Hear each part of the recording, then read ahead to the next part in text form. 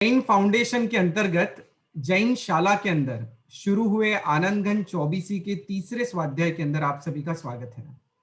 मैं हूं नील और मेरे साथ कच्छ से श्री रमजान भाई हसनिया जी जुड़े हैं। पिछले कक्षा के अंदर हमने दूसरे तीर्थंकर श्री अजीतनाथ भगवान का जो स्तवन है उसके ऊपर बातें की थी और आज हम तीसरे स्तवन श्री संभवनाथ भगवान का जो स्तवन है उसके ऊपर स्वाध्याय करने वाले हैं। तो मैं स्वागत करता हूं श्री रमजान भाई हसनिया का जैन शाला के इस मंच के ऊपर। प्रणाम। प्रणाम रमजान भाई जी, शुरू करें। यस। जी, सभी को मेरा सादर नमन, प्रणाम। जय जिनेन्द्र, जय आनंद घन। आनंद घन जी चौबीसी का यह तीसरा स्तवन, हमारी आनंद यात्रा का यह तीसरा पड़ाव। परम पूज्य गुरुवर्य मेरे गुरु भगवंत उपाध्याय श्री भुवन चंद्र जी महाराज के चरणों में वंदन।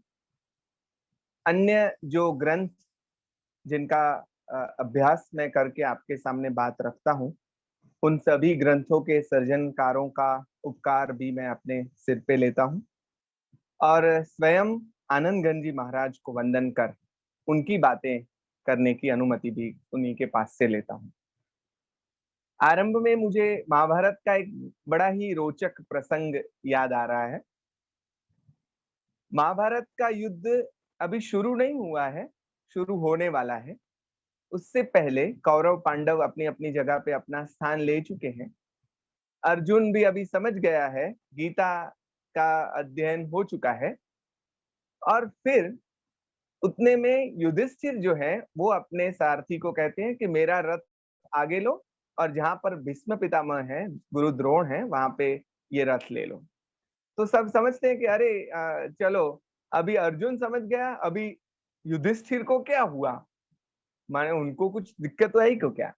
तो वो जाते हैं गुरु द्रोण के पास, भीष्म पितामह के पास, और उनको बोलते हैं कि मैं यह युद्ध लड़ने जा रहा हूं, तो आप मेरे गुरुजन हैं, मेरे बुजुर्ग हैं, मेरे गुजराती में कहिए तो मारा वडील छो, तो हूँ તમારી પાસે आशीर्वाद लेवा આવ્યો છું। मैं आपके पास आपके शुभाशीष लेने आया हूं, तो मुझे आशीष दीजिए विजयी भव का। देखिए कैसे युधिष्ठिर काम लेते हैं। तो विजय का आशीर्वाद दीजिए और दूसरी बात कि आप इतने बड़े हैं, इतने बड़े महाबली हैं कि आपको परास्त करना मेरे बस का और मेरे भाइयों के बस का काम नहीं है। तो आप मुझे यह भी बताइए कि आपको हम कैसे परास्त करें।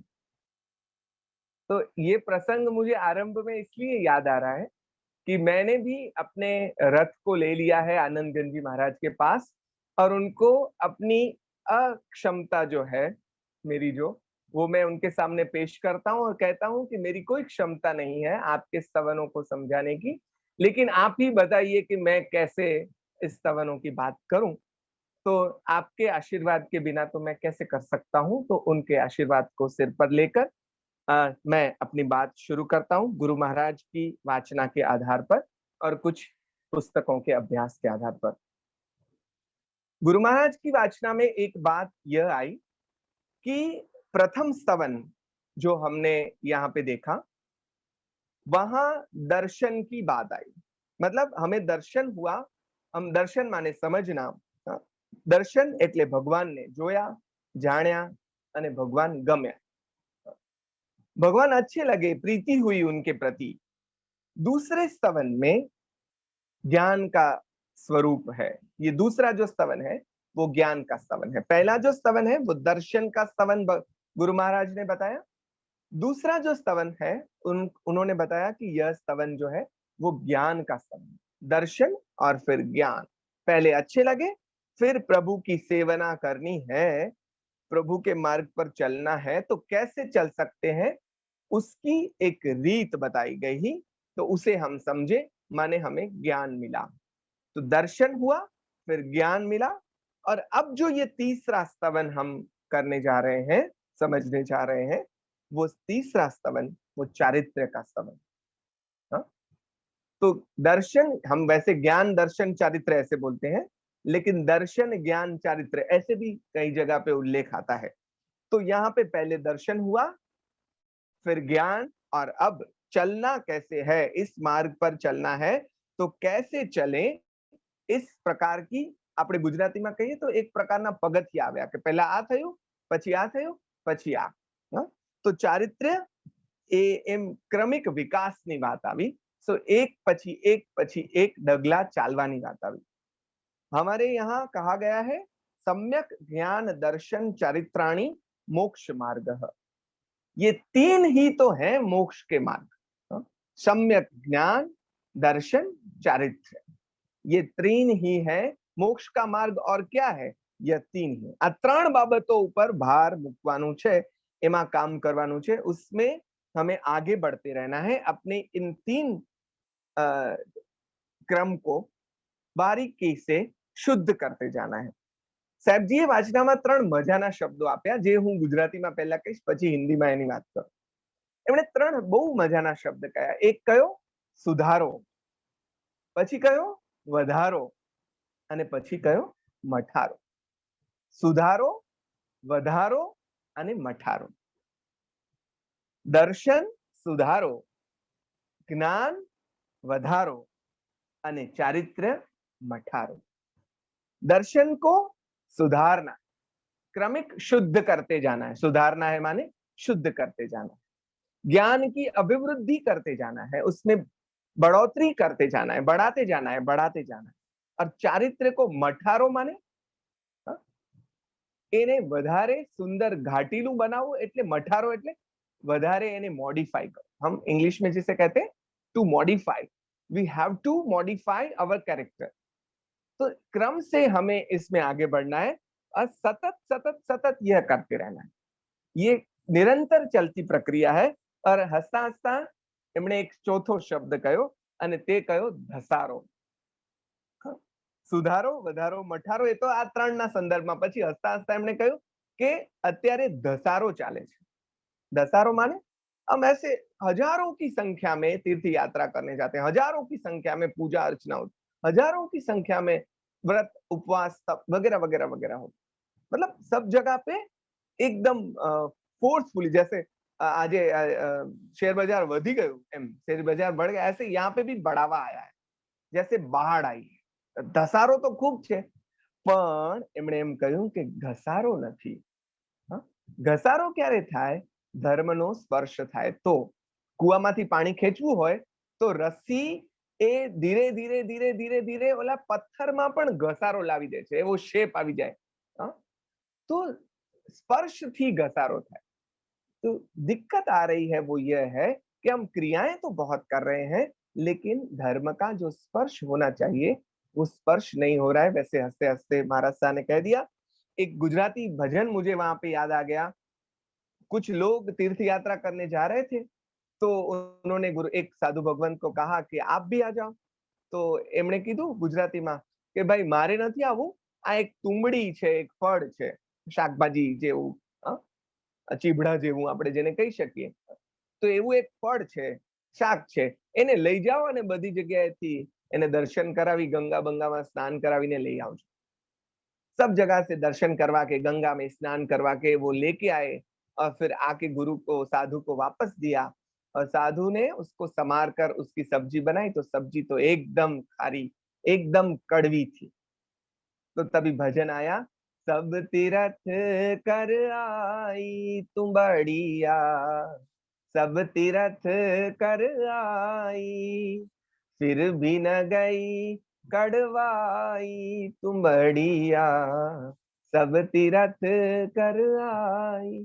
तीरथ तो बहुत कर लिए, लेकिन कड़वाई गई नहीं। तो समझना है कि अभी भी तीर्थ दर्शन धर्म ध्यान करने में कहीं कुछ हम समझ का भेद हो रहा है। हम समझ नहीं रहे हैं, कर कुछ रहे हैं, लेकिन बिना समझे कर रहे हैं तो उसका फल नहीं मिल रहा है। એટલે આપણી આ જે મથામણ છે, हमारा जो यह प्रयत्न है जैन शाला के अंतर्गत, तो अपने आप को, धर्म को समझने का और उसको स्पर्श करने का प्रयत्न है। तीसरे भगवान संभवनाथ। नाम ज કેટલું સરસ છે, જુઓ नाम ही कितना बहुत अच्छा, बल देने वाला नाम संभव, उसका हम इंग्लिश क्या करेंगे, पॉसिबल।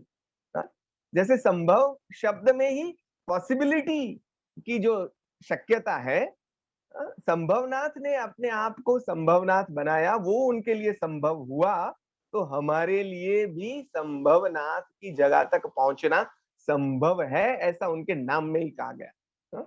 किरण बेदी जी, उनका एक पुस्तक है, गुजराती में उसका टाइटल है हमेशा બધું शक्य છે, हमेशा सब कुछ शक्य है माने पॉसिबल है। उन्होंने कैदियों पे जो प्रयोग किए और उनको कैदी में से, गुनहगार में से कितने सज्जन व्यक्ति बनाए, उनके सब प्रयोग उसमें बताए गए हैं। तो आपने तो घना सारा छे, हम तो बहुत अच्छे हैं, उससे भी आगे आगे आगे अच्छाई को प्राप्त करते जाना है, तो हम भी कर सकते हैं। कैसे हमारा ऊर्ध्वगमन जहां भी है, वहां से अगर हमने यात्रा शुरू की, तो हम अपनी ऊर्ध्व गति को पा सकते हैं। कैसे पाएंगे, उसकी यह यात्रा इन स्तवनों के माध्यम से हमें करनी है। हम स्तवन में प्रवेश करते हैं, तो स्तवन, इस स्तवन की एक विशेषता यह भी है, जैसे एक एक करके बारी बारी से आनंदगंज जी महाराज की विशेषताओं को हम समझ रहे हैं। तो एक विशेषता यह है कि सामान्य तौर पर जो स्तवन है, वो स्तवन शुरू होते हैं भगवान को संबोधित करते हुए। भगवान आप ऐसे हैं, आप वैसे हैं, आपने ये किया, आपने वो किया, अरे आप तो महाबलशाली, अरे आपने तो राग द्वेष जीत लिया, अरे आप ऐसे वैसे वैसे वैसे। ये जो स्तवन है, वो भगवान को यानी तीर्थंकर परमात्मा को संबोधित करके नहीं कहा गया। ये संबोधन किसे करा, इसमें संबोधन किसे करा गया है, किसे किया गया है, तो यहाँ पे संबोधन श्रोताओं को, हमें सबको, हम सबको संबोधित करके यह स्तवन, तीसरा स्तवन कहा गया है। ऐसे संबोधन काव्यों की परंपरा है, गुजराती में भी, हिंदी में भी और अन्य भाषाओं में भी। गुजराती में कहीं આપણને યાદ આવે, હે નીરખને ગગનમાં કોણ ઘૂમી રહ્યો, તેજ હું શબ્દ બોલે। નિરખને, ને એટલે જોને, જાગને, જાદવા, તો આ જે ને કરીને જે संबोधन કરીને કહેવામાં આવે છે, એને આપણે संबोधन काव्य कहीશું। तो यहाँ पे आत्मानंद जिसे प्राप्त करना है, आनंद घन स्वरूप की जिसे प्राप्त करनी है, ऐसे जो मुमुक्षु जीव हैं, उन सभी को संबोधन करते हुए आनंद जी महाराज कहते हैं। तो क्या कहते हैं, पहली पंक्तियां हम आरंभ करते हैं। क्या है पंक्तियां, संभव देवते धुर सेवो सवेरे, संभव देवते धुर सेवो सवेरे, लही प्रभु सेवन भेद, सेवन कारण पहली भूमिका रे, अभय अद्वेष अखेद। ये एक पंक्ति ही काफी है आज के पूरे व्याख्यान के लिए, और यह पंक्ति ही पूरे पूरे स्तवन का मर्म है। संभव देव ते दूर सेवो सवेरे, बाक लही प्रभु सेवन भेद, सेवन कारण पहली भूमिका रे, अभय अद्वेष अखेद। बात तो बहुत छोटी में कर दी, लेकिन बहुत बड़ी बात। हे भाविक जन, संभव देवते धुर सेवो सवेरे, धुर का क्या माने है, सौ प्रथम, सबसे पहले। संभव देव का तो हमें पता है, सेवो माने सेवन करो, सवेरे, सवेरे, ऐसे हम कहते हैं, सवेरे सौ, सभी लोग, अरे आप सभी क्या करें, तो के सेवो सवे संभव दे। मुझे याद आते हैं रत्नकीर्ति महाराज, नेमिसुरी समुदाय के यह एक धुरंधर मुनि महाराज, और उन्होंने अभी उमा स्वाति, वाचक श्री उमा स्वाति महाराज रचित प्रशम रति प्रकरण पे एक बहुत अद्भुत पुस्तक लिखा है, प्रसम सुखनु सरनाम। और एक पुस्तक में यही ग्रंथ, इसी ग्रंथ के संदर्भ में उन्होंने अलग से एक लेख भी लिखा है। उसमें उमा स्वाति महाराज को केंद्र में रख के उन्होंने बात कही है, जो सभी ऐसे अनुभव सिद्ध साधु भगवंतों को, आचार्य भगवंतों को लागू होती है। उन्होंने 4 शब्द हमारे यहाँ प्रस्तुत किए हैं। वो किए हैं अभ्यास, आचरण, अनुभूति और अभिव्यक्ति। मैं रिपीट करता हूं, अभ्यास, आचरण, अनुभूति और अभिव्यक्ति। आ तबक्काओ છે। These are the steps। कैसे? जैसे अभ्यास, पहलो पड़ाव अभ्यास करવું, अध्ययन करવું, પછી જે સમજાયું એનું આચરણ કરવું, जो भी समझ में आया उसका आचरण करना, एम करता निज स्वरूपની अनुभूति करवी। आचरण करते करते अनुभूति करना, और अनुभूति में जो सत्य हमें मिला उसकी अभिव्यक्ति कर अपने आप में जो सत्य मिला है उस सत्य का सभी को ए सत्य ની બધાને લાણી કરવી, सभी को बांटना, वो सत्य तो माने अभिव्यक्ति।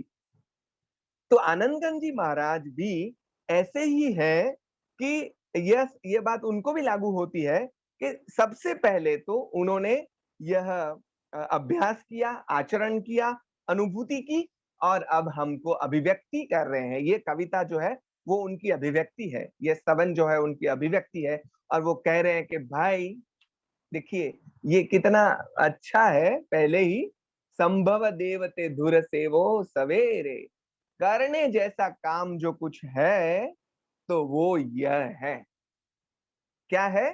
संभव देवते धुर सेवो सवेरे, सेवना करनी है। अगर आपको कुछ भी करना है तो यह करने जैसा काम, और बहुत कुछ न करने जैसे काम हम कर रहे हैं, तभी आनंदगंज जी जैसे संत महात्मा हमें आकर कहते हैं संभव देवते धुर सेवो सवेरे। अरे सभी लोग करने जैसा तो यह है।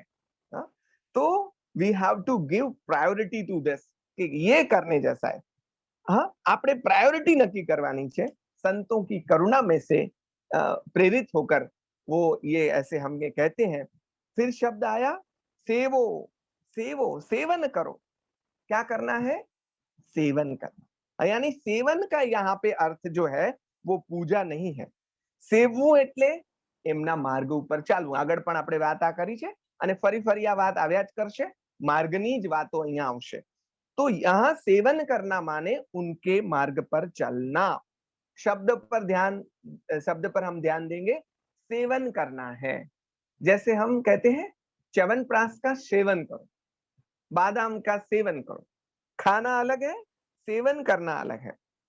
सेवन करना माने रोज करना, बीच में गैप नहीं आना चाहिए। च्यवनप्राश का सेवन भी करना है, बादाम का करना है, घी का करना है, जिससे अच्छी बात जो भी है उसका सेवन करना है, तो उसमें नियमितता आनी चाहिए।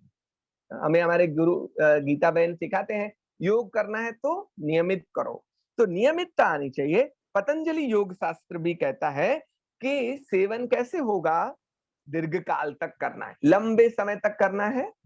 लंबे समय में निरंतरता भी होनी चाहिए। लंबे समय तक तो आज किया, फिर 2 साल बाद किया, फिर 5 साल बाद, पूरे जीवन करेंगे तो लंबा साल हुआ, लेकिन उसमें निरंतरता भी होनी चाहिए, और सत्कार से उसको समझकर उसकी महत्ता जानकर सेवन करना है।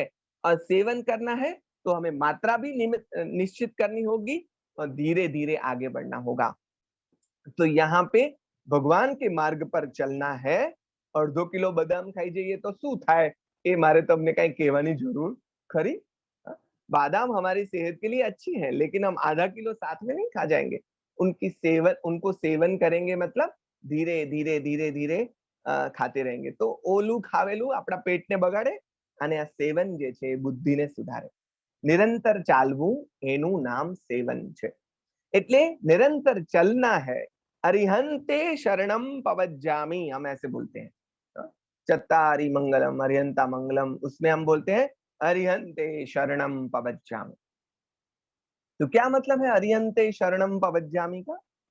એમ બોલીએ છીએ ત્યારે અરિહંતના માર્ગે ચાલવાનું છે। તમારું શરણું લઉં છું, आपका शरण में ग्रहण करता हूं, मतलब आपका पैर पकड़ता हूं, ऐसे नहीं। पवज्जामि शब्द है, माने मैं चलता हूं। आपके मार्ग पर चलने के लिए मैं कटिबद्ध हूं। नो मैटर कि आप તમે સસલાની ગતિથી ચાલો કે કાચબાકની ગતિથી ચાલો, चाहे आपकी स्पीड कम है या ज्यादा है, that is no matter. Matter is चलना। हाँ, तो सादું સીધું ઉદાહરણ આપણે લઈએ અને આ સેવનની વાતને જરા વધારે સ્પષ્ટ એટલે માટે કરીએ કે આ વાત જ આના કેન્દ્રમાં છે। ડોક્ટર તમે બચાવો, તમારા શરણે છું, એવું આપણે કહીએ.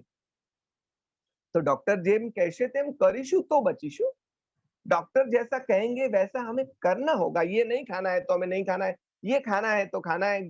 दवाई दे दे उनकी उनकी छवि रखकर उसके आगे अगर हम धूप दीप करते रहे तो हम नहीं बच जाएंगे. वो जैसा कह रहे हैं ऐसा अगर हमने करने की कोशिश की तभी हम बच पाएंगे. तो डॉक्टर पर श्रद्धा जरूर है, लेकिन उनके बताए हुए मार्ग पर बिल्कुल चलना पड़ेगा. तो यह भगवान करशे, બધું થઈ જશે, કૃપા થશે. આ જે વાત છે એ આપણા જૈન પરંપરામાં પ્રવેશવા માંડી, એમાં એક ભયસ્થાન ઊભું થયું છે.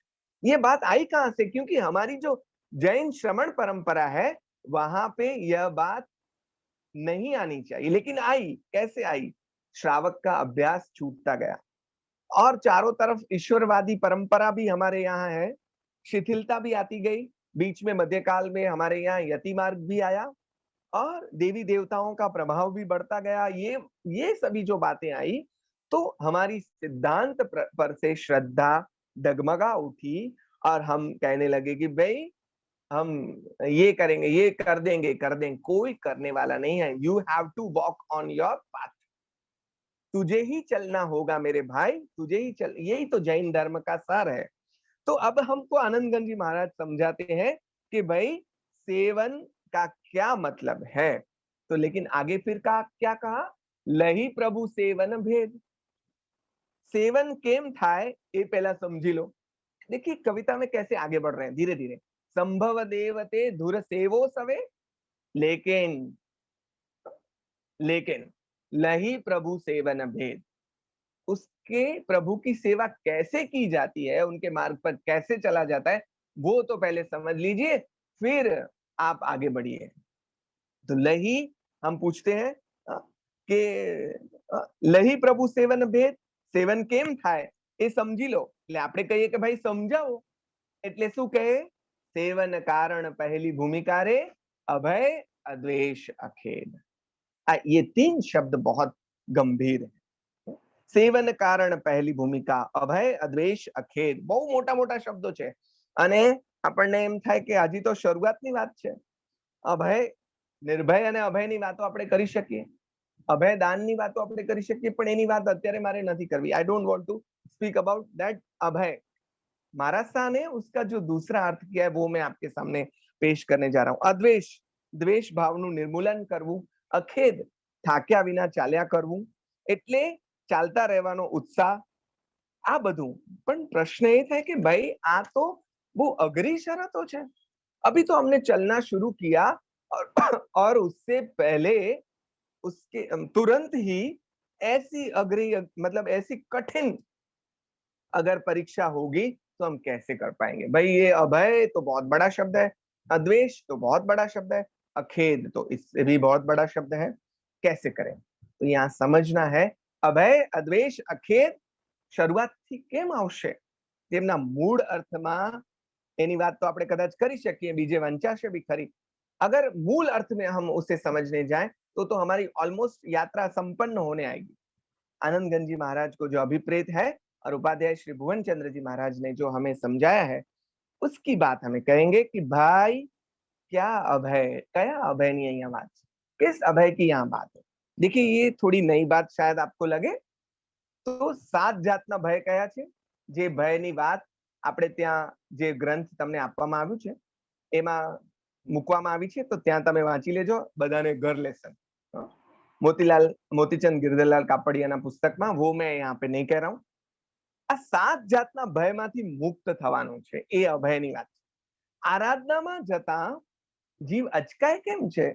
એનું કારણ ભય છે. આગળ એની વાત બીજી પણ આવશે. પણ આરાધનામાં જતા જીવ કેમ અચકાય છે? देरासर में अगर गया तो फिर दुकान छूट जाएगी, उसका क्या? अगर मैं सामायिक में बैठ गया तो अरे मेरे यहाँ पे तो डील करनी थी, वो छूट जाएगी, तो उसका क्या? मुझे यहाँ पे जाना था, ये करना था, लेकिन ये छूट गया, तो उसका क्या? तो धर्म करते करते करते हमें अंदर दूसरा एक भय बैठा है कि ये मेरा संसार और जो लेके मैं बैठा हूं, धंधा रोजगार लेके बैठा हूं, उसमें नुकसान आ जाएगा। तो किसी ने बहुत अच्छा कहा, तन टेम्पल मां ने मन चंपल मां। धंधा रोजगार तो छोड़ो, हम मंदिर में होते हैं, भगवान के सामने होते हैं और हमारा ध्यान रहता है कि अरे बाहर चप्पल रखी है, इतनी महंगी हमने चप्पल ली है, इतना महंगा शूज है कि वो कोई उठा ना जाए तो अच्छा है, इसलिए हम तो अलग अलग रखते हैं, एक इधर रखो दूसरा उधर रखो, ऐसी टेक्निक भी हम अपनाते हैं। तो हमारा तन तो टेम्पल में रहा लेकिन मन चंपल में रहा। व्याख्यान में बैठे हैं लेकिन हमारा जो मन है उसे अरे वहां पे दुकान पर અત્યારે ઘરાકી હશે, માણસ પહોંચી નહીં વળતો હોય તો કરશું શું? तो आ जे छे, इसके कारण क्या होता है कि उसका मन जो है वो साधना में लगता नहीं है। अभय मतलब पहली भूमिका अभय क्यों है कि ये जो संसार की बातों का भय है ना, कि मैं धर्म में रहा तो ये सब छूट जाएगा, ऐसी जो बातें मन में आ रही है तो उसके कारण क्या होगा, धर्म में मन नहीं लगेगा। तो पहले तुम्हें इस अभय को प्राप्त करना है। वो आगे के अभय की बात तो फिर आएगी, हाँ? लेकिन आपकी स्क्रीन पे जो अभी आपको दिख रहा है अभय, अद्वेष, अखेत, उसमें से पहली जो बात है वो अभय को प्राप्त करेगा तो क्या होगा, जगत लाभनु आकर्षण नबड़ू पड़शे। दुन्यवी जो लाभ है उसका आकर्षण मंद हो जाएगा। संसार और उसके जो लाभ है उसके कारण उसका जो भय है कि अरे ये छूट गया तो ये छूट जाएगा, ये छूट जाएगा, ये छूट, वो जो भय है वो भय का उस भय का निर्मूलन हो जाएगा। नरसी कहते हैं, सुख संसार मिथ्या करी मानवो जगत मां कृष्ण विना सर्व काचू। सुख संसार में रहना जरूर है लेकिन उसे मिथ्या समझकर उसमें से गुजरना है, क्योंकि सच्चा तो कृष्ण है, वो अपनी परिभाषा में कहते हैं। तो यहाँ पे धर्म मार्ग पर चलना है तो इसको, हाँ, जो हमारे दुन्यवी लाभ है उसको हमें छोड़ने होंगे। तो उनके प्रति वो छूट ना जाए, मतलब वो लाभ हमारा छूट ना जाए, हमें कहीं नुकसान ना हो जाए, उसका जो भय है उसमें से पहले निकलना होगा। नित्य लाभ जी नो एक बहु मजाનું स्तवन છે, हारे हूँ तो मोयो रे लाल जिन मुखड़ा ने मटके। એમાં એક બહુ સરસ પંક્તિ છે, मुझ मन लोभी भ्रमर तणी पेरे प्रभु पद कमड़े अटके। હવેની પંક્તિ આપણા માટે કામની છે। રત્ન ચિંતામણી મૂકીને રાચે કહો કોણ કાચ તણે કટકે। रत्न चिंतामणि ने मूकीने राचे कहो कौन कांच तने कटके। अगर हमने संसार को महत्व दिया तो हमने कांच को महत्व दिया, रत्नमणि को छोड़कर कांच को महत्व दिया, ऐसी बात आ जाएगी तो हम ऐसी भूल नहीं करेंगे। इसलिए यह अभय उसके लिए सबसे पहले आवश्यक तत्व है। तो बीजो शब्द अद्वेष, दूसरा शब्द क्या है, अद्वेष, अरुचि, गुजराती में कहिए तो अणगमो। सांसारिक बातों में मन होश से जोड़ाए। अगर हमें पार्टी में जाना है, अरे हंसते हंसते जाएंगे, शादी ब्याह में जाना है, घूमने जाना है, यहाँ वहां जाना है, हंसते हंसते जाएंगे।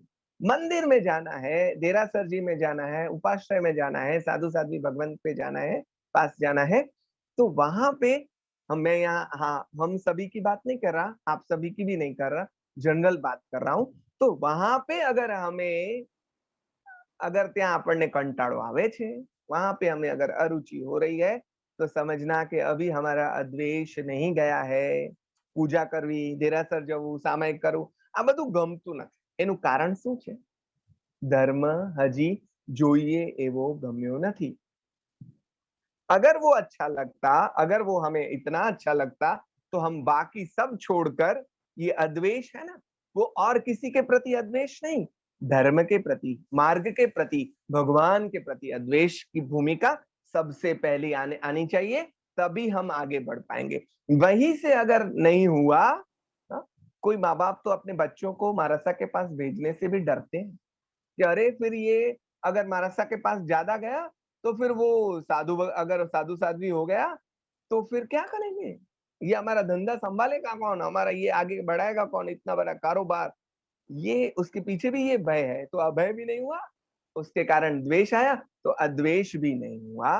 तो ये जो बातें हैं, घણા બધાને તો સાધુ પ્રત્યે પણ દ્વેષ હોય, ભગવાન પ્રત્યે પણ દ્વેષ હોય, છુપો દ્વેષ, જે એને દેવગુરુ ધર્મથી છેટો રાખે। મિત્રો, यह याद रखना है कि अगर ये द्वेष रहा तो धर्म, देव, गुरु और धर्म के से हम परे रहेंगे। तो ज्यां સુધી આ દ્વેષ भाव नहीं जाए, जब तक ये द्वेष भाव नहीं जाएगा, प्रीति नहीं होगी, तब तक आगे बढ़ना नामुमकिन है। जबरदस्ती अगर आप बच्चों को भेजेंगे तो कब तक जबरदस्ती कर पाएंगे? हा? माने ये द्वेष जो धर्म का, ऐसा नहीं है कि हम धर्म समझते नहीं है, हम सभी लोग धर्म समझते हैं, हम सभी को धर्म का माने बहुत पता है, लेकिन हम सभी के भीतर एक दुर्योधन बैठा है। दुर्योधन ने क्या कहा महाभारत में? जानामि धर्मम न च मे प्रवृत्ति, जानामि अधर्मम। मैं धर्म क्या है वो जानता हूं, लेकिन मैं करूंगा नहीं, मैं कर नहीं सकता। और अधर्म क्या है वो मुझे जो पता है, लेकिन मैं छोड़ नहीं सकता। दोस्तों, हमारे बीच भी ऐसा कोई दुर्योधन बैठा है जिसे धर्म का पता तो है, लेकिन अभी वो अद्वेष नहीं हुआ ना, इसलिए वो कर नहीं सकता। और तीसरे शब्द तो बहुत ही मूल्यवान शब्द है, और वो ये है अखेद, माने अथाक। अथाक मार्ग पर चालता चालता થાકી જવાય, ગળે આવી જવાય, તરત કઈ હાથ નથી લાગી જવાનું, तो तुरंत कुछ हाथ लगने वाला नहीं है। तो फिर हमें क्या करना है? थकना नहीं, थके बिना आगे बढ़ते रहना है, बढ़ते रहना है, बढ़ते रहना है। ये धर्म मार्ग ऐसा है ना, तुरंत कुछ उपलब्धि या प्राप्ति नहीं हो जाएगी। तो બે ગાથા પાકી કરી નથી ને આપણને કંટાળો આવ્યો નથી, બગાસા ચાલુ થયા નથી, તો સમજવું કે હજી આ ખેદ ગયો નથી।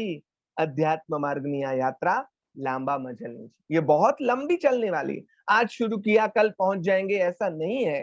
तो થાક્યા વગર ચાલ્યા જ કરવાનું, ચાલ્યા જ કરવાનું। એક બહુ સરસ કવિતા છે, વણ થાક્યા ચરણો મારા નિત તારી સમીપે ધાજો, मेरे चरण बिना थके तेरी तरफ चलते रहे, चलते रहे, चलते रहे, चलते रहे। साधु तो चलता भला, ऐसा हमारे यहाँ कहा गया है। तो चलते रहना मतलब विकसता रहना, आगे बढ़ते रहना, अपने अंदर विकसित होते रहना, यह चलते रहना है। तो आम थशे तो मार्ग એને વેઠ નહીં લાગે, આનંદ લાગશે। એટલે સમજણ પહેલા કેળવવાની છે। અને અહીંયા જુઓ, સાચા ગુરુની સ્ટાઇલથી આખી વાત ચાલી રહી છે। આપણે બીજી ગાથા હવે જોઈએ। તો બીજી ગાથા क्या કઈ છે? બીજી ગાથામાં भय चंचलता हो जे परिणाम नीरे, द्वेष अरोचक भाव। अब पहली में क्या कहा? करने जैसा यह है, लेकिन पहले समझ लो कैसे करना है। भगवान के मार्ग पर चलने के लिए तीन भूमिका। पहली है अभय, अद्वेष, अखेद।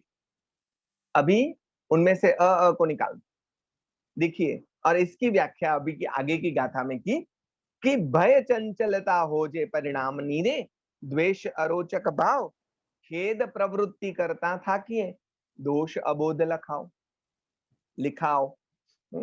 तो बीजी गाथाમાં भय, द्वेष અને खेदनी व्याख्या करी। किसे कहते हैं भय, किसे द्वेष कहते हैं, किसे खेद कहते हैं, उसकी व्याख्या यहाँ पे की है। तो फरी એ જ बात, लेकिन थोड़ी जुदी रीते। बात वो है, भय की है, द्वेष की है, खेद की है, थोड़े अलग तरीके से बात की, क्योंकि उनको रटाना है। એકડો જેટલો ગૂંટાય એટલો વધારે મરોડદાર ને સુંદર થાય, એટલે અહીંયા વાત ફરીથી જરા ગૂંટવા માટે, વધારે સમજાવવા માટે કરી। ભયના કારણે ચંચળતા આવે છે એમ કહ્યું। ભય ચંચલતા જે પરિણામની, भय माने क्या है? परिणाम की चंचलता। द्वेष माने क्या है? अरुचि भाव। खेद माने क्या है? प्रवृत्ति करते करते थक जाए। तो यह बात आगे आई कि परिणाम मन यानी विकल्पों की चंचलता, मन टके नहीं, અડધું વ્યાખ્યાન થાય નહીં અને ભાઈ ઊંચા નીચા થાય, આમાં કે હવે ક્યારે પૂરું થાય, ક્યારે પૂરું થાય। ભયનું કારણ શું છે? કેમ ભય છે? तो साहब जी ने बताया उसका कारण है आसक्ति। हमें अपने रोजगार में, हमारे धंधे में, हमारे दुकान पर इस पे आसक्ति है ना, इसीलिए वो छूट न जाए उसका भय है। तो उन्होंने एक बहुत अच्छी गुरु चेले की कहानी सुनाई कि भाई गुरु चेला निकल रहे हैं यात्रा में आगे आगे, तो गुरु पूछते हैं कि भाई आगे रास्ते में कुछ भय तो नहीं है, भय तो नहीं है, भय तो नहीं है। शिष्य को प्रश्न होता है कि ऐसे कैसे गुरु महाराज पूछ रहे हैं कि आगे भय तो नहीं है, भय तो नहीं है, भय तो नहीं। फिर उसने टटोला तो उनकी झोली में से कुछ सोना सुवर्ण मुद्राएं निकली, सोना मोहर निकलिया। એટલે એને ખબર પડી કે ભાઈ આ ભયનું કારણ હતું, કે આ ધન હતું ને પાસે, એટલે એને ખબર એમ હતું કે આગળ ભય તો નથી ને, ભય तो भय का कारण तो यह था, इसलिए उन्होंने वो सुवर्ण मुद्रा एक कुएं में डाल दी। और आगे आगे जाके गुरु महाराज पूछने लगे भय तो नहीं है, तो शिष्य ही बोल पड़े नहीं कोई भय नहीं, क्योंकि भय का कारण ही चला गया है, कोई भय नहीं, आप चलिए। तो भय जो है वो परिणाम की चंचलता है, परिणाम की चंचलता से ही भय है। फिर द्वेष, तो द्वेष अरोचक भाव है। गौतम स्वामी ने एक कृषक को, एक ખેડૂતને એમણે દીક્ષા આપેલી, એવી એક કથા પણ મળે છે આપણે ત્યાં। અને એ ગૌતમ સ્વામી તો એને ખૂબ ગમી ગયા, દીક્ષા લઈ લીધી, બધું થઈ ગયું। પછી મહાવીર સ્વામી પાસે, એટલે પોતાના ગુરુ પાસે લઈ ગયા, તેને ખબર પડી ओ ये महावीर स्वामी तुम्हारे गुरु हैं। तो महावीर स्वामी के प्रति उसको ये था द्वेष भाव। तो बोले नहीं, इनको तो मैं स्वीकार नहीं कर सकता, आपको मैं स्वीकार कर सकता हूँ। देखिए ये द्वेष है, अरोचक भाव है कि जे व्यक्ति, उसका कारण भी है कि हम जिस समाज में, जैसे हमको जैन परंपरा मिली, तो जैन परंपरा में अगर हम सही मायने में समझे हैं तो उसमें अनेकांत वगैरह है, तो हमें किसी के प्रति अरुचि नहीं होगी। लेकिन अगर नहीं समझे तो हमें लगेगा कि अरे हम कितने सही हैं और दूसरे कितने गलत हैं। तो ये भी अरुचि हुई। उसमें भी हम श्वेतांबर हैं तो श्वेतांबर हमें सही लगेंगे, दिगंबर हैं तो दिगंबर सही लगेंगे, स्थानकवासी हैं तो उसकी परंपरा हमें सही लगेगी, डेरावासी हैं तो उसकी परंपरा हमें सही लगेगी, इस गज के हैं तो उसकी परंपरा, उस गज के हैं तो उसकी परंपरा। तो औरों की परंपरा हमें गलत लगने लगेगी, यह भी द्वेष ही है, द्वेष भी है। तो धर्मवान व्यक्ति जो है वो ऐसे द्वेष से भी पर है। तो द्वेष अरोचक भाव छे। અને तीसरा क्या कहा, खेद माने थक जाना। साधक ने आ पोसाय नहीं भाई, केम तो के संसार में थोड़ा घना काम करी અને આપણે થાકી જઈએ। हमारे यहाँ हमारी जनरेशन के लोग कहते अरे कितना हमारे माँ बाप को हमने संभाला, कितना उनके लिए किया, लेकिन अभी भी वो हमें यश नहीं दे। 90% बहुओं का यह है कि हमारी सास का इतना किया, इतना किया, इतना किया, अभी तक यश नहीं मिला। अरे इतना कुछ नहीं कर दिया, जब तक हमें ये लग रहा है कि इतना कर दिया और अभी हमें परिणाम नहीं मिल रहा है, तो समझना है कि हम मार्ग से च्युत हो रहे हैं। पंक्चर પડ્યું છે ગુજરાતીમાં કહીએ તો, આપણી ગાડી આગળ ચાલશે નહીં ભાઈ। એટલે આ पंक्चर पहला दूर કરવું પડશે कि अभी थक जाते हैं कि कितना किया, अभी तक परिणाम। ये मार्ग तो ऐसे धर्म का जो मार्ग है, वहां पे तो ऐसे तुरंत कुछ रिजल्ट नहीं मिलने वाले हैं। तो थके बिना हारे, बिना थके चलते ही रहना है, चलते ही रहना है। साधके जे आवे ते स्वीकारीने चालता રહેવાનું। છેલ્લા જે શબ્દો છે, दोष अबोध लिखाओ, ये तो बहुत बड़ी बात। ये कहते हैं ત્રણેયનું કારણ કયું, ભય આવ્યું, દ્વેષ આવ્યો, खेद આવ્યો। उन तीनों का कारण क्या है, तो कि दोष अबोध लिखाओ। ये जो अबोध शब्द है वही तो कारण है। अबोध माने अज्ञान। अज्ञान किस चीज का, अज्ञान ही कारण होता है सभी चीजों का। लेकिन यहाँ पे मुझे महाराज वगैरह के पास से जो समझ में आया वो है यशोविजय जी महाराज, आचार्य यशोविजय सूरी ने इस पे जो वाचना दी है, उसमें लिखा है कि जातनु विस्मरण એ સ્વસ્વરૂપનું વિસ્મરણ એ સૌથી મોટું અજ્ઞાન છે। सबसे बड़ा अबोध क्या है, अपने जात का, अपने स्वरूप का विस्मरण कर देना। हम कैसे हैं, देखिए हमारे महासामर्थ्यवान स्वरूप को अगर हम भूल गए तो ही ये आ जाएंगे। हमें यहाँ पे याद आता है रामायण का एक प्रसंग। रामायण में जब हनुमान को दरिया छलांग मार के आगे बढ़ना है, तो वहां पे वो बोलते मैं तो इतनी बड़ी छलांग नहीं लगा सकता, मुझ में ऐसा सामर्थ्य नहीं है। तो जाम्बुवान उन्हें कहते हैं कि अरे भाई तू हनुमान है, तेरा सामर्थ्य तुझे नहीं पता है, इतना तेरा सामर्थ्य है, ये इतना तुझ में बल है। तो यहाँ पे आनंदगंज जी महाराज कहते हैं कि ये जो दोष है, द्वेष का या अरुचि का या ये सब, ये कैसे तुझ में आएंगे? तेरा तो मूल जो स्वरूप है वो इतना सामर्थ्यवान है, उसका अगर तुझे बोध हो गया तो ये कोई तेरे सामने टिक नहीं पाएंगे। ये तुझ पे हावी हो रहे हैं क्योंकि दोष अबोध लिखाव, अपने स्मरण का तुझे जो ભાન, આપણે ગુજરાતીમાં કહે કે ભાન હોવું જોઈએ, એ ભાન નથી રહ્યું એટલે આ થયું છે. હવે આખું કાવ્ય સ્તવન જુઓ રિવર્સમાં ચાલે છે. કેવી રીતે? સેવો, કેવી રીતે સેવો? એના પહેલા સેવોથી પહેલા सेवन कीजिए, उससे पहले समझ लीजिए. समझने के लिए 3 भूमिका है. उससे 3 भूमिका से पहले आपको समझना है 3 दोषों को, और 3 दोषों का कारण क्या है? तो वो है अबोध. देखिए ऐसे रिवर्स में पूरा चल रहा है, हाँ? और अब आगे बात क्या आती है? હવે વાત આવે છે અભય અદ્વેષ અખેડ આવશે કેમ? એ પહેલા શું કરવું પડશે એની વાત આવશે. એટલે આના પહેલાની, હવે જોજો આ કવિતાની મજા છે, આના પહેલાની ભૂમિકા આવી રહી છે.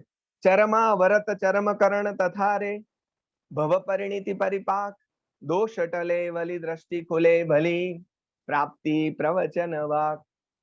ચરમા વર્તન ચરમ કરણ અને ભવ પરિણીતિ, આ શબ્દો છે ને એ બહુ તાત્વિક શબ્દો છે અને એનો તાત્વિક અર્થ તમને એ પુસ્તકમાંથી જ મળશે. મેં તમને કહ્યું છે એ હું અત્યારે તમારી સમક્ષ ચર્ચા નથી કરવી મારે, પણ એનો व्यावहारिक अर्थ उसे मैं समझाने की कोशिश मेरी अल्पमति के हिसाब से करना चाहूंगा. चरमाव्रत क्या है? वर्तन, वर्तन नहीं है, चरमाव्रत है. तो चरमाव्रत चरमकरण तथा रे भव परिणति परिपाक, ऐसा है. तो 3 शब्द यहाँ पे है और तीनों शब्दों के तात्विक अर्थ है. उसके लिए फिर से आपको वो होमवर्क करना पड़ेगा. वहां पे वो पुस्तक में उसके सब अर्थ बहुत डिटेल में दिए गए हैं. संसार का परिभ्रमण है, लेकिन शाब्दिक व्यवहारिक अर्थ में मैं बताना चाहूंगा कि संसार का अगर परिभ्रमण है तो परिभ्रमण कुछ कक्षा पे आके अटकेगा भी. मैं शिक्षक हूं तो पढ़ाने की बात करूंगा. भणता भणता આપણે છેલ્લા કોર્સ સુધી પહોંચ્યા, पढ़ते पढ़ते अब अंतिम कोर्स तक पहुंचे. अभी ये कर लो, चाहे वो कोर्स 2.5 साल का, 3 साल का, इतने सेमेस्टर का है, बड़ा कोर्स है, लेकिन अभी ये लास्ट कोर्स है. पहले प्राथमिक कक्षा हुई, माध्यमिक, उच्चतर माध्यमिक, ये वगैरह कॉलेज, फिर एमए, फिर एमफिल, अब ये पीएचडी कर लो, फिर खत्म बात. तो ये जो लास्ट कोर्स है, तो ये चरमा व्रत जो है ना, वो लास्ट कोर्स है कि अभी हम लास्ट कोर्स तक आ गए. फिर चरमकरण, उसके लिए लास्ट जो पुरुषार्थ करना है कि भाई हम बच्चों को कहते हैं अभी आपका ये जो महत्वपूर्ण काल है ना, उसमें आप मेहनत कर लो, फिर आपको जो करना है कर, हम कहते हैं. तो ये चरमकरण, चरमाव्रत ने छेल्लो पुद्गल परावर्त कयो, अंतिम कालखंड कयो, ये तो बराबर. तो उसके लिए जो पुरुषार्थ करना है, चरमकरण, છેલ્લું કરવાનું જે બાકી રહ્યું છે તે, ચરમ શ્રેષ્ઠ હવે પૂરું થશે તો ભવ પરિણીતિ આવશે અને આ ભવ પરિણીતિનો પરિપાક થશે. તો ધોરણે ધોરણે પહેલા તો પુરુષાર્થ કરવો પડશે, ત્યારે છેલ્લી પરિણીતિ આવશે. બરાબર? તો ચરમાવ્રત છેલ્લો કોર્સ, ચરમકરણ છેલ્લો પ્રયત્ન, અને આ છેલ્લો પ્રયત્ન, આ છેલ્લો પુરુષાર્થ. सीए वाले कहते हैं अभी कितने ट्राई करते हैं, ये कर लिया, अभी लास्ट ट्राई कर लो, प्राप्त हो जाएगा. तो ये कब होगा? हमारे शास्त्र कहते हैं ग्रंथि भेद अगर हो गई तो ये कक्षा आपको प्राप्त हो जाएगी. और फिर आपकी जो यात्रा है मुक्ति की ओर की आपकी यात्रा शुरू हो जाएगी. टूंकમાં રખડપટ્ટીનો છેડો આવી રહ્યો છે, એટલે હવે શું થશે? तो एम कहे छे कि आवू थता अगर आप ये इस कंडीशन में, इस पोजीशन तक पहुंच चुके हैं, इस कक्षा तक पहुंच चुके हैं, तो क्या होगा कि भाई दोष टले वली दृष्टि खुले भली प्राप्ति प्रवचन वाक. आवू थता શું થશે कि अंदरना दोष टळवा लागશે. यही तो हमें करना है.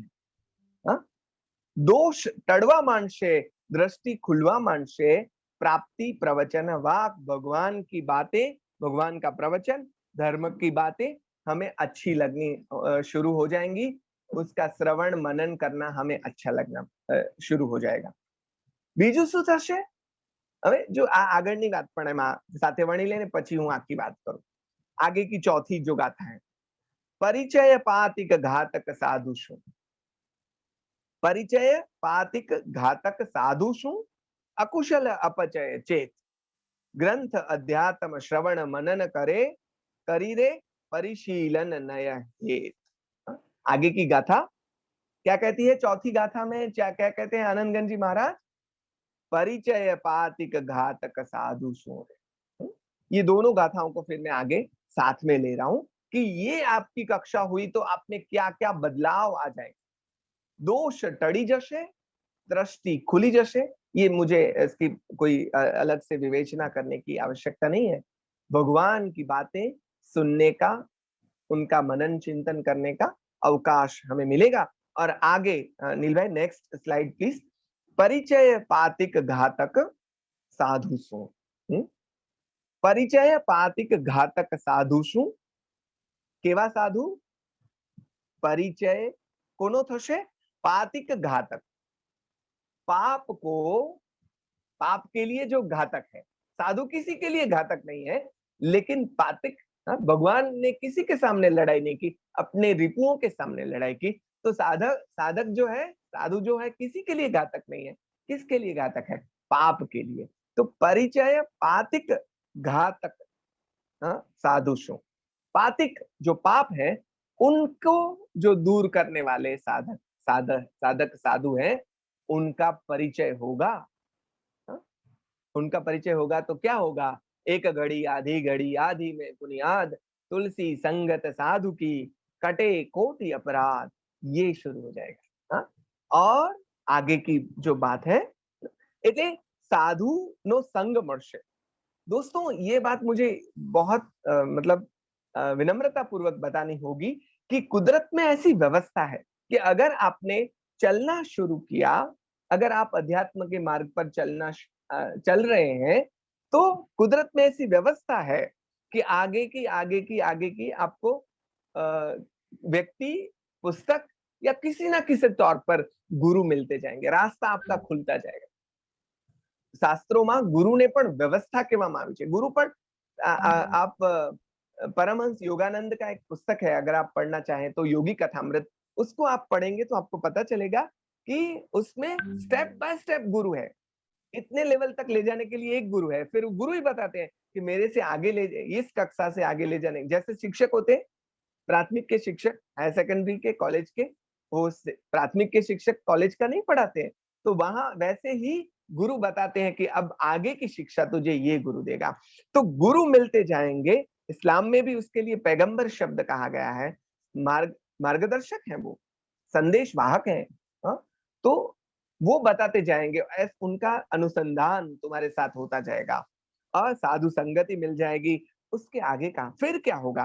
बोले अकुशल अपचय चेत। अशुभ भावो छे तेनो अपचय थशे। यहाँ अपचय शब्द समझने जैसा है। अपचय थवू मतलब शू? तो के घटवू, क्षीण नहीं हो जाएगा, दूर नहीं हो जाएगा, अकुशल सब चला जाएगा, ऐसा नहीं है। धीरे धीरे अशुभ भाव सब चले जाएंगे नहीं। अभी के परिप्रेक्ष्य में बात करूं तो अभी बुखार सब जगह चल रहा है, तो हम बुखार टल नहीं गया है, घट गया है। ताव उतरी नहीं गयो, घटी गयो छे। હવે પહેલા જેવા પરસેવો નથી વળતો, હવે પહેલા જેવી ઠંડી નથી લાગતી, ઘટી ગયો। એમ અપચય શબ્દ વાપર્યો છે, એટલે સાધક આ શબ્દને બરાબર સમજે કે આ યાત્રા છે, એટલે ધૂળુમ ધડામ કાઈ નહીં થાય, धीरे धीरे थशे। अपचय शब्द ये समझ लेना है, धीरे धीरे धीरे अकुशल भाव घटते चले जाएंगे। और फिर क्या होगा? तो कि भाई अध्यात्म ग्रंथों श्रवण मनन करवानु मन थशे। ग्रंथ अध्यात्म श्रवण मनन करी परिशीलन नय हेत। उनका परिशीलन करने का मन होगा, विभिन्न नए के हिसाब से, हेतुओं के हिसाब, माने दृष्टि खुल जाएगी। ग्रंथ हमारे हाथ में आ जाएंगे, आपके हाथ में भी आ गए, हम सभी के हाथ आ गए। आनंदगंज जी महाराज का यह ग्रंथ, ये ग्रंथ ही है, तो स्तवन भी ग्रंथ है। तो ग्रंथ अध्यात्म श्रवण मनन, अभी आप श्रवण कर रहे हैं, हम सब मनन कर रहे हैं। ये मन होगा हम सभी को, तो मित्रों ये बात तो हम सभी को लागू हो रही है। अब परिशीलन नए है तो हम अलग अलग परिप्रेक्ष्य से यह बातें सोचना समझना वो शुरू कर देंगे। तो अध्यात्म ग्रंथों श्रवण मनन चिंतन આપણે શરૂ કરીશું। देखिए यहाँ पे बात ये है, वाचन करना अलग है और चिंतन करना अलग है। हमारे यहाँ रीडिंग के लिए છાપું વાંચીએ તો શું થાય અને કોઈ ગ્રંથ વાંચીએ, બેમાં ફરક હોય ને। न्यूज़पेपर पढ़ना और ग्रंथ पढ़ना उसमें फर्क है। तो एक जो है वो आपको इंफॉर्मेशन देगा और दूसरा जो है आपको नॉलेज देगा। इंफॉर्मेशन शायद आपको पंडित बना सके, नॉलेज आपको साधु बनाए। साधु माने यहाँ साधु वेश की मैं बात नहीं कर रहा हूँ, सज्जन बनाएगी। तो इंफॉर्मेशन एक्सपर्ट बना सकती है, लेकिन नॉलेज जो है वो विजडम दे सकती है। तो हमारा अभी जो लक्ष्य है वो ग्रंथ अध्यात्म श्रवण मनन करने का होगा, न केवल पढ़ाई लेकिन उसका चिंतन मनन श्रवण और परिशीलन विभिन्न आयामों से हमारा एकांत टल जाएगा। हमारा एकांत टल जाएगा माने एक ही परिप्रेक्ष्य में हम नहीं सोचेंगे, उसको अलग अलग परिप्रेक्ष्य में नए के संदर्भ में मानते हमारी दृष्टि जो है वो उदार होगी। हवे हवे हवे ઊંધી રીતે જુઓ। તો ચરમાવ્રત ચરમકરણ આ ભવ પરિણીતિ આ બધું થશે તો આવું આવું આવું આવું થશે નહીં, એમ પણ આપણે વિચારી શકીએ। અને તો આપણને ખબર કેમ પડશે, કારણ કે આવું કંઈ થશે તો આમ કઈ ઘંટ વાગવા મળશે ને કઈ જાહેરાત થશે ને આપણે ક્યાં છીએ એવી ખબર પડે, એવું તો નહીં થાય।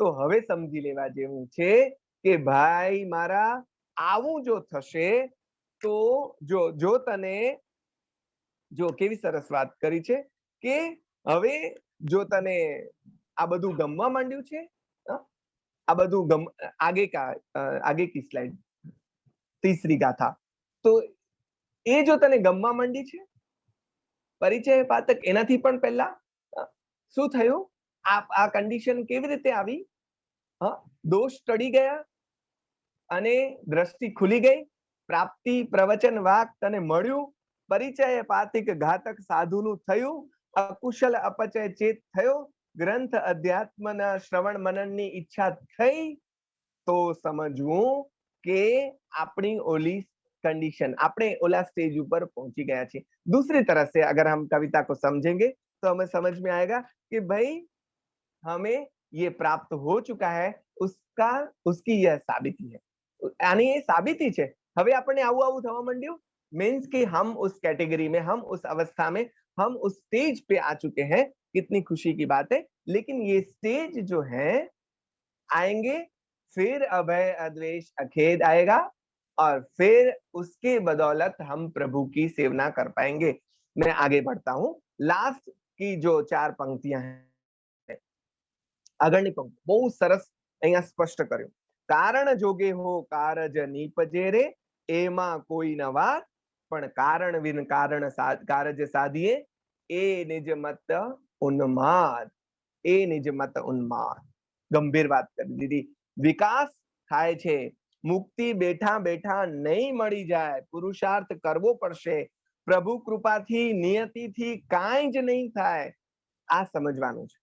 कारण એટલે કે साधन, कारण का क्या मतलब है, साधन। कारण जोगे कारज, आ पंक्ति आम छे, कारण जोगे कारण निपजे नहीं, कारण जोगे कारज माने कार्य निष्पन्न होगा। कैसे होगा, कारण से। कारण का क्या मतलब है, साधन। कारण जोगे कारज निपजे रे, तो जे साधवू छे એનું પહેલા સાધન જોશે। એટલે સાધન નહીં હોય તો કેવી રીતે કામ થશે, સાધનને પહેલા આત્મસાત કરવાનો છે। એટલે આ ભૂમિકાઓની વાત છે, પગથિયાની વાત છે। આ બધું કર્યા વગર સીધી પ્રાપ્તિ થઈ જશે, એ જો આપણે સમજ્યા તો આપણી સમજણમાં ઘણી મોટી ભૂલ છે।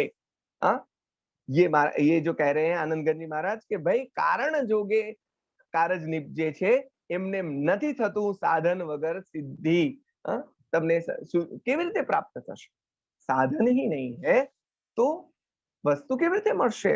એટલે પ્રાથમિક શુદ્ધિ વગર, ચારિત્ર્ય શુદ્ધિ વગર પરમનો અનુભવ કોઈ રીતે પ્રાપ્ત થઈ શકે નહીં। यहाँ पे अकर्म विज्ञान का छेदन हो जाता है। कल्पना करवाથી नहीं મળે। હવે કવિતાની કમાલ જુઓ, આખી કવિતા જે છે ને એક કાર્યકારણની કવિતા છે। ये जो पूरा स्तवन है ना वो कार्य कारण का है। क्या है कार्य कारण?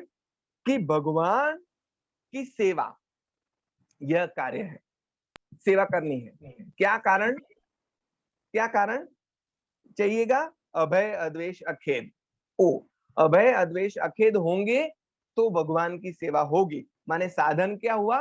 अभय अद्वेष अखेद, भगवान की सेवा हुआ, कार्य कारण ये हुआ। फिर अभय अद्वेष अखेद प्राप्त करना है, ओ तो फिर क्या करना होगा? निज स्वरूप का भान। नहीं तो ओला दोष द्वेष आवशे ने भय आवशे ने खेद आवशे। तो आ જોઈએ છીએ, अभय अद्वेष અને अखेद જોઈએ છીએ। ये अगर हमारा कार्य है तो कारण क्या करना पड़ेगा? निज स्वरूप का बोध।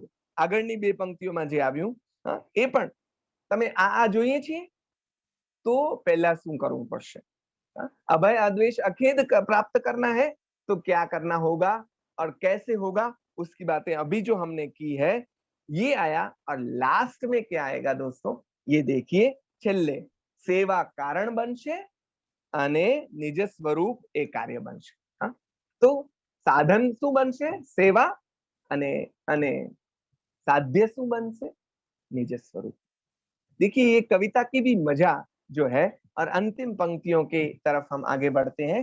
छेल्ले लास्ट में फिर से सावध करते हैं हमें। मुग्ध सुगम करी सेवन आदरे रे, सेवन अगम अनूप दीजो देजो कदाचित सेवक याचना रे, आनंद घन रस रसरूप। यहाँ पे मुझे ये भी कहना होगा कि हमारे जितनी भी पंक्तियां हैं ना उसमें देखिए अंते भेद अखेद भाव लिखाव परिपाक वाक चेत हेत वाद उन्माद अनूप रूप, ऐसे प्रास भी बहुत अच्छी तरह से मिलते हैं। तो प्रासानुप्रास भी है लेकिन वो तो एक कविता का विषय है, यहाँ पे हमें वो नहीं कहना है।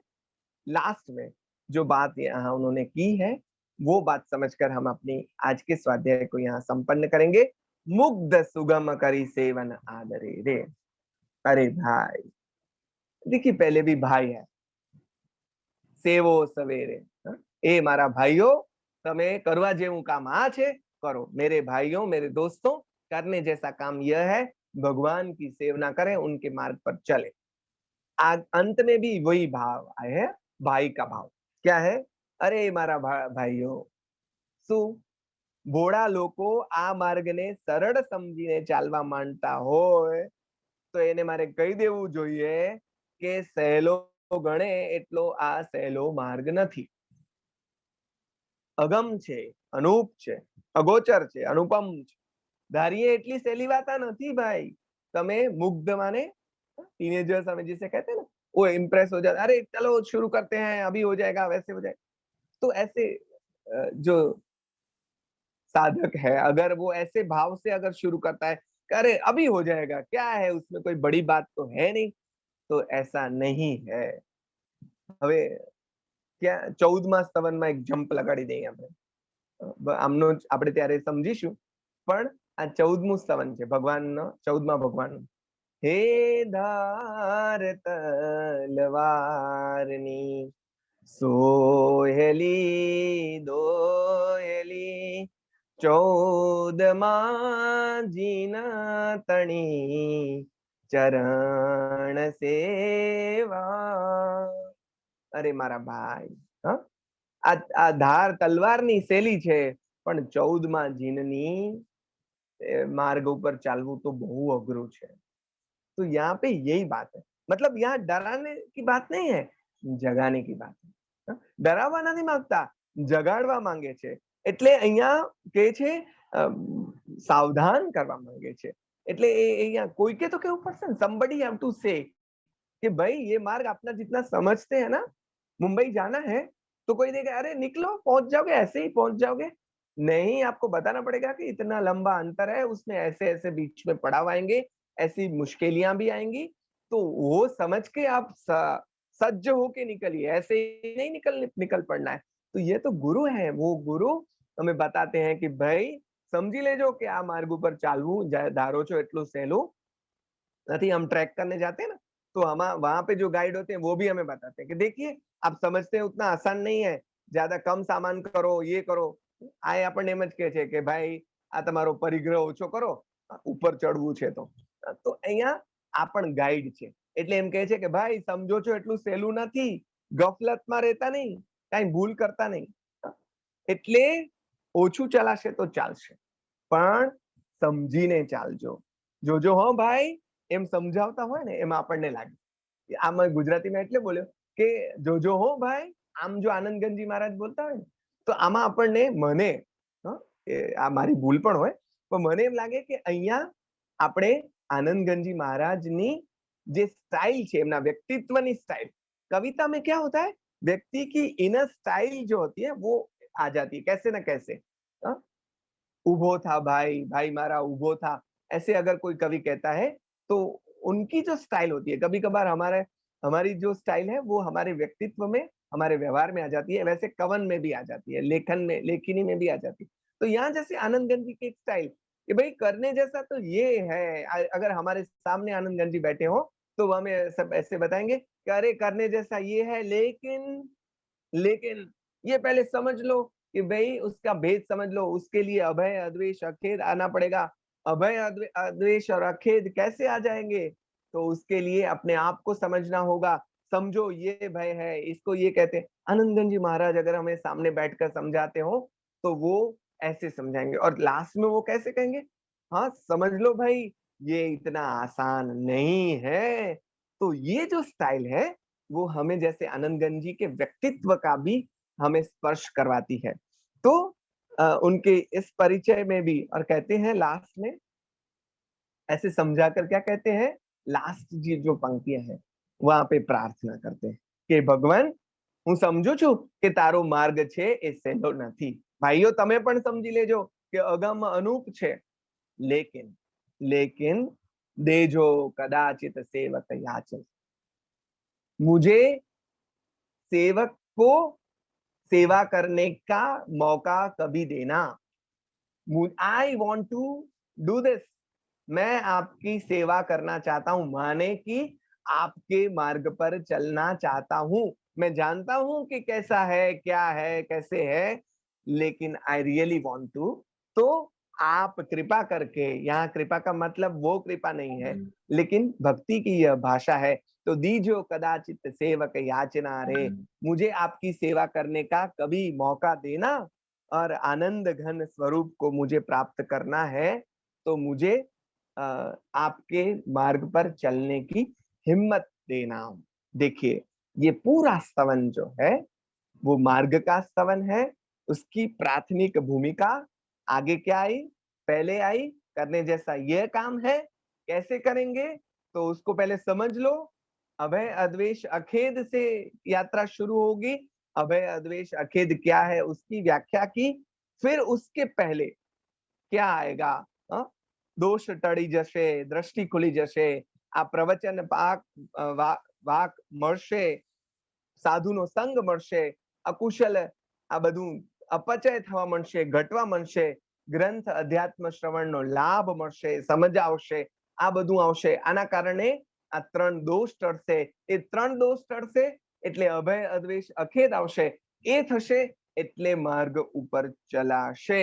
પણ આ બધું ભાઈ વાતો કરવાનો વિષય નથી, this is a subject of apply, ये तो this is a subject of application, तो हमें करना शुरू कर देना है। देखिए आनंदगंज जी महाराज की यह विशेषता फिर से बारी बारी से हमारे सामने आ रही है कि यहाँ पे उन्होंने पुरुषार्थ का ही कोई महत्व दिया है, कृपा को महत्व नहीं दिया है, हमें पुरुषार्थ करने के लिए, लेकिन उसमें कैसे कैसे पड़ाव आते जाएंगे उसकी बात हमें तीसरे स्तवन में इस प्रकार से समझाई है, हमने समझने की कोशिश की है। तो बात तो यही समझनी है कि आगे बढ़ते रहना है, चलते रहना है, चलते रहना है, विकसित होते रहना है।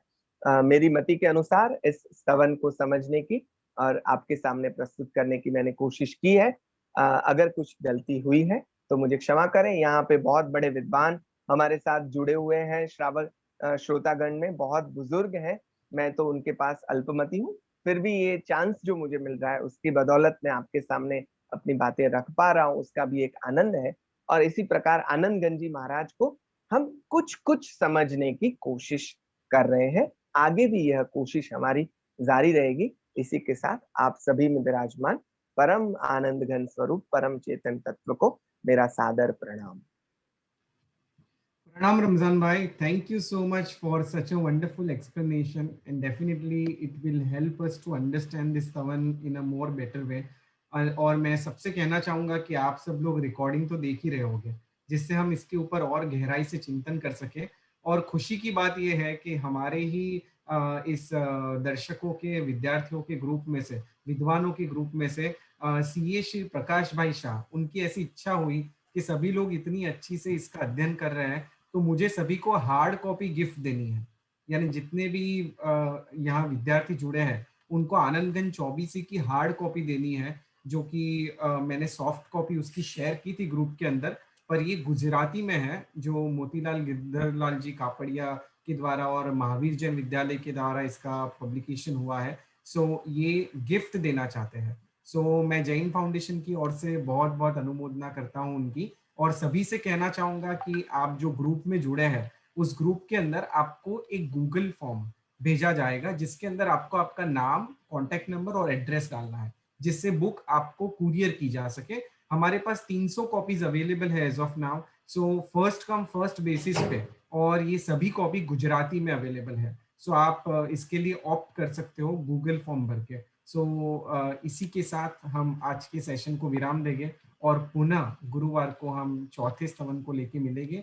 जगत के सभी जीवों का कल्याण हो, जगत के सभी जीवों का मंगल हो, जगत के सभी जीव हमारे मित्र भावना के साथ प्रार्थना। अणु परमाणु शिव बनी जाओ, आखा विश्व नु मंगल थाओ, सर्वे जीवो मोक्षे जाओ। खामेमि सव्व जीवे, सव्वे जीवा खमंतु में, मित्ति में सव्व भूयेसु, वैरम मज्जन केणि, सर्वथा सौ सुखी थाओ, पाप ना कोई आचरो, राग द्वेषति मुक्त बनीने, समता सौ समाचरो। प्रणाम। हाँ, और एक बात और कहना चाहूंगा कि आप लोग ग्रुप में हैं, तो आपको मैसेज मिलते रहेंगे कभी क्या सेशन है। पर आपके कोई मित्र भी इसके अंदर जुड़ना चाहते हैं, तो उनको भी आप लिंक पास ऑन कर सकते हैं। वो लोग रैंडमली भी कोई लेक्चर अटेंड कर सकते हैं, जिससे उनको भी इस विषय के अंदर रुचि डेवलप हो। तो आप बिल्कुल प्रयास करना आपके फ्रेंड्स और फैमिली तक इसे पहुंचाने की। Thank you so much. प्रणाम रमजान भाई। हाँ जी, प्रणाम प्रणाम, सौने प्रणाम।